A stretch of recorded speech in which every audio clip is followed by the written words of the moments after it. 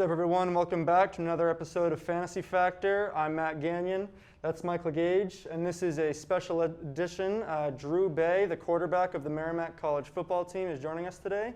We're going to talk about some Week 4 matchups, and then we're going to talk about some college football today. Before we get into college football, let's quickly talk about a player that surprised us the most from this week. Matt, which player surprised you most from the Week 4 matchups? All right, I have a few players that really surprised me this week, but I think most of all it's Joe Mixon.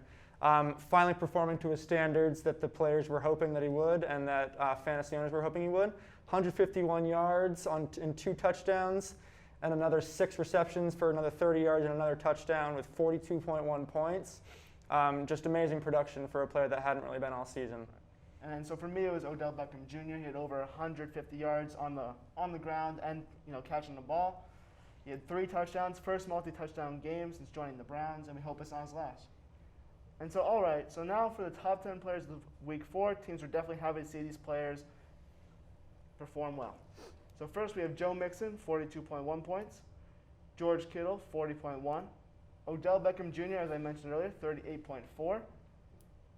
Dak Prescott, 38.3, throwing for 500 yards. Still losing, though. And then we got Robert Tonyan, 33.8. The tight end from Green Bay showed off in the win against the Falcons. Next we have Tom Brady with 33.5, showing vintage Brady finally. Amari Cooper, 33.4, one of Dak's primary receivers in his 500-yard loss to the Browns. Aaron Rodgers, 29.6. DJ Chark Jr., after an injury, kept him sidelined. He showed that didn't slow him down. Dalvin Cook, 28.6, proving again and again that he's valuable when he's not injured. All right, for our next segment, we're just going to name 2 or 3 players who we predict should start in Week 5.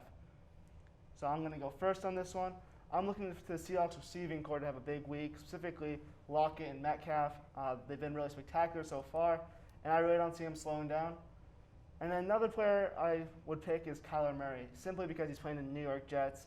New York Jets have not had a strong defense, not really a strong team, and I think he's going to find himself in the top 10. All right, I agree with you, Mike. I expect that Russell Wilson will continue his great MVP caliber season and go off against average at best Minnesota defense. If you don't start Russell Wilson already, I'm not sure why, but I think you should definitely start him this week. Secondly, I think Robbie Anderson has had a surprisingly good first season with the Carolina Panthers, with Teddy Bridgewater throwing to him. I think you can expect another good game against the Falcons this week. I definitely recommend starting him if you have room.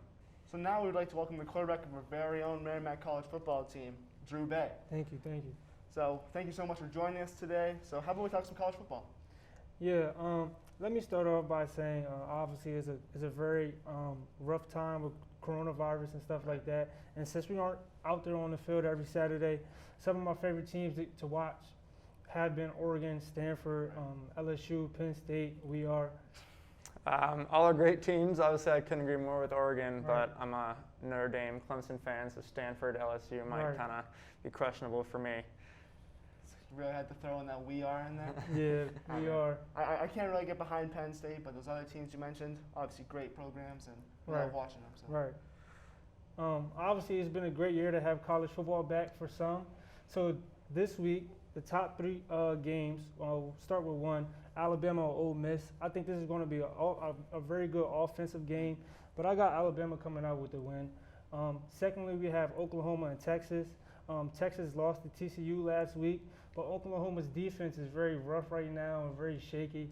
So I got Texas winning that. And the last game will be my top game is Miami and Clemson. Derek King has been great this year, but I think Clemson is going to come out with the win. All right, man. Well, I really appreciate you being with us today. Thank you. Had a lot of fun. Thank you. I look forward to seeing you in the spring. Hopefully, it kind of stinks that we can't see you in the fall, but Yeah. thanks for joining us. Yeah, anytime you guys can have me, I'll be here. Great. Thank you. And then thank you guys for tuning in for this week's special edition of Fantasy Factor.